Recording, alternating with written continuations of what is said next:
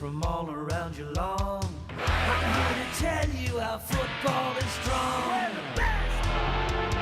Bounce the ball. And welcome back. And of course, the sound effects have all been fixed up. The Werribee Duck has flown over in the last segment and gone back to the duck pond, we hope. Everything's back to a little bit of good decorum back here at the moment now. Big game on this afternoon. It's out at the Keith Barclay Oval. And the Cal Louther selected North Geelong versus Werribee Central's. Cal said this will be the game to go to. And that's the one we're going to go this afternoon. It's going to be absolutely huge, we hope. Smithy, can the North Geelong Magpies recover some form and get a bit of pride back and win this big one? Well, the chance they had probably went out the door last week, Dick, when you said that Paul Briggy wasn't going to line up in their side. Now, would they give an opportunity to one of the younger kids, young Miller, maybe give an opportunity to play a senior game? I'm not too sure what's going to happen there, but they'll need to do a fair bit of improving. As I said, they've been pretty good in the first half. Actually, we saw them against Inverleigh. It was probably one of the better games we've seen them play all year, but couldn't get over the line there either. I think Werribee, after last week's, they'll be pretty dirty on themselves, and David Leach would have these guys pretty much firing now. They've got to turn everything into gold the next 2 or 3 weeks and get a few more players back into the side. As we said, Kitchen's pretty important to come back in their side, and there's 2 or 3 others that haven't been playing for a while. So, young Smith, did he play last week? He played last week. Yeah, so he's another kid that hadn't played a lot of weeks prior to that. But look, I think Werribee, they'll need to win this and win this comfortably just to make sure they're going the right way. And disappointing for Paul Briggy now. Looks like he's out for the season, and 100 goals would have been good for him. I mean, mind you, you've still got to kick 16 in the last 3 games, but you definitely knew he was on track to do that. He would get those opportunities though through them, Dick. He's a pretty good footballer, and he only needs 5 or 6 kicks to kick those goals. He's not a poor kick for goals. So, it is disappointing because I think he got 100 something last year, I think. Yeah, so it would have been a really good result for him personally, and also for North Geelong to have a bloke up there kicking goals. So. Grubby, I don't even have to ask you, but how far will Werribee Central win this game by? Well, I don't know by how far. It wasn't until a minute ago that I found out that Briggy wasn't playing. Okay. Yes, it is sad, but I can tell you one bloke will be happy. Sean Simmons had 8 or 9 kicked on him by Aaron Eddy last week. Oh, yeah. So he might have a little bit of a better day this week. But look, the last game Werribee Central's played North Geelong at Werribee Central's, at what you like to call the Duck Pond. Correct. Was a magnificent game of football. There was nearly 40 goals kicked. It was a terrific football all day. So North Geelong are capable, and Werribee Central's need to bounce back. But look, I will go for Werribee Central's, but with Briggy out, and I'll go for Werribee Central's just. You know, Ray Carlton, the great man there at the Werribee Central Footy Club, he showed me a sign there in your social club rooms, the back corner, hidden away from the cricket club, and it had the duck pond on it. There is an association with the Werribee Duck Pond up there, the cricket club. Now, can you comment on that? Well, I can, but Fano will just have to edit it after I get through. But what it is, it's the cricket club. Yes, right. If they make a duck, they go in the duck pond. Unbelievable. Right, so it actually has got nothing to do whatsoever I tell you with what, the footy club. And you reckon I'm stupid. I tell you what. Yes, I do. That'll be a great game on this afternoon. And, of course, you can catch all the action on 94.7 The Pulse from 1:30 this afternoon. And you'll hear Grubby Cations, that's the right man, the big duck from the Werribee Central's Footy Club. And, of course, the great man himself, Dale Smith, and Cal Louther enjoying a great commentary, because Cal's going to love this, because this was the game that he wanted us to go out and do this afternoon. What a great selection, Cal. You are the man. The Mount Moriac Barman, he is unbelievable. Out at Footrot Flats, it's the Ennicky Roos, and they take on East Geelong. And this is going to be a tough one for the Roos, because they really need to win this, I tell you what, to make those finals.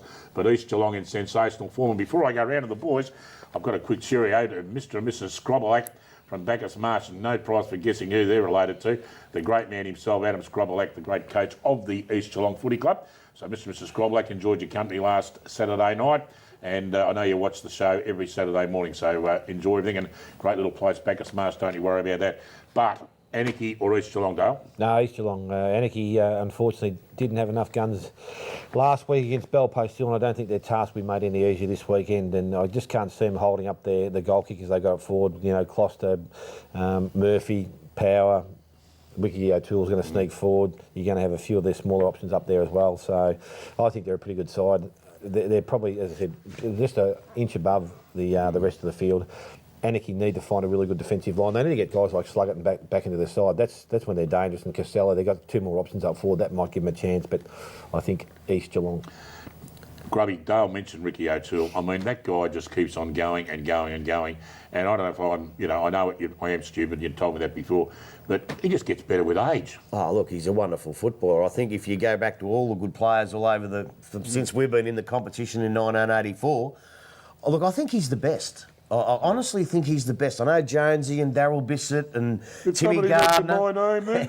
Timmy Gardner, they're all fantastic players. I think Ricky might be the best. Yeah, he really is, and he's been just a great ambassador for local footy, and of course always been there to represent the GDFL in the interleague side. So great ever, Ricky, and I've got a feeling he'll be around again next year. Don't you worry about that.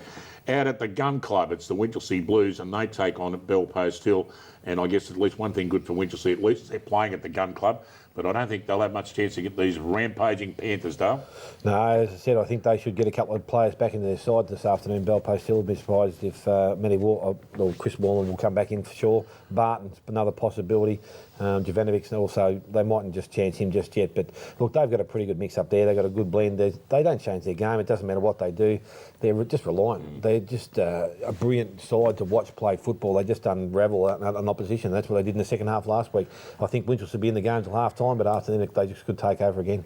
The big attraction down there at the Gun Club these days, Grubby, is that magnificent new Winchelsea Social Club rooms. I reckon it's bigger than the Southern Stand at the MCG. Oh, Have you seen it? Unbelievable. We saw it early Massive. on in the year. It's just so massive. But look, I think Winchelsea are a bit of a chance here because they've got the Gun Club. All they've got to do is make them turn around and fire at some of these Bell Post Hill players, and it might do some of our sides pretty good too if they can bowl a couple over. But that's the only way they can win it. Oh, we don't condone that, folks, but that's okay. Not a bad idea, I suppose. But it's the only way they can beat them, wouldn't it? Because they're a good side, Bell Post Hill, and they're just priming themselves up for finals action.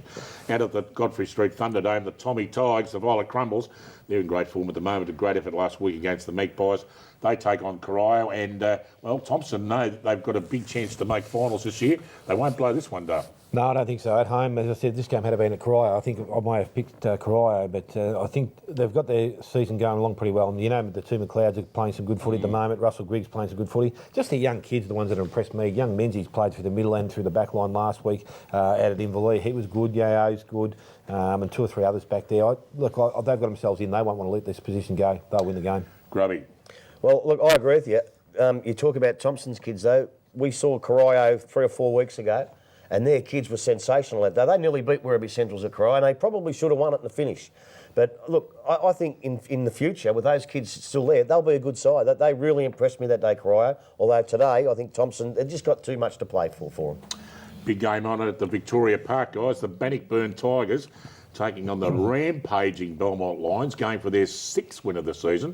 I'll start with you, Grubby. They're going all right, the old Lions. Well, look, they obviously got off to a bit of a slow start, and we thought, they're going to have an ordinary year. And I suppose in the context of it, 5 or 6 wins, they would have liked more. But I think after round 3 or 4, they would have been expecting not to win as many games. So to turn it around, it's a huge, huge bonus for their coach. I hope he stays there. I hope he doesn't go to Torquay like Fano said he was going.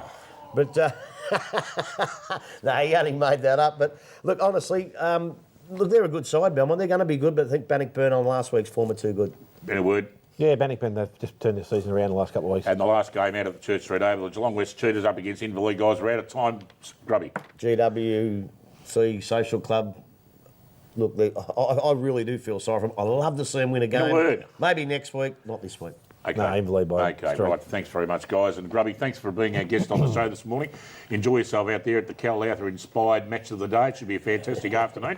Smithy, keep away from the party pies. Give me a head start and I'll give you the nod when you can come in. Don't worry, mate. Just going out to get some clean air. Have a great afternoon. Everyone have a great afternoon in local footy. See you all again next week. Bye for now.